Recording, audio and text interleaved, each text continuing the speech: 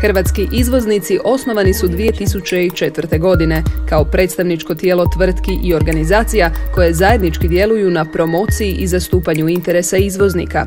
Temeljni ciljevi djelovanja udruge su promocija izvoza proizvoda, roba i usluga, te kvalitete poslovanja i konkurentnosti u svrhu poboljšanja položaja hrvatskog izvoza.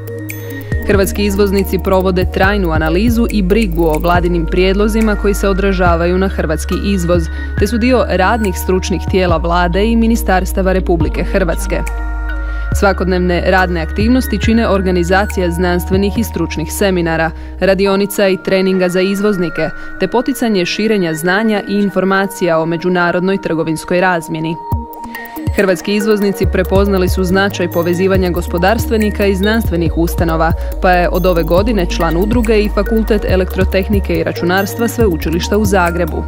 Svake godine udruga organizira poslovni skup na temu ekonomske politike Republike Hrvatske u tekućoj godini i očekivanja u sljedećoj, i to s ministrom financija kao glavnim govornikom. Najznačajniji godišnji događaj je konvencija i dodjela nagrada Zlatni ključ, koju izvoznici organiziraju zajedno sa svojim partnerima, Hrvatskom bankom za obnovu i razvitak, Hrvatskom gospodarskom komorom, Hrvatskom udrugom poslodavaca, Hrvatskom udrugom nezavisnih izvoznika softvera, Financijskom agencijom i klubom izvoznika, a sve pod visokim pokroviteljstvom Vlade Republike Hrvatske. Ove godine hrvatski izvoznici organiziraju 11. konvenciju i 9. svečanu dodjelu nagrada Zlatni ključ, kao posebno priznanje izvrsnosti najboljim hrvatskim izvoznicima u 2015. godini.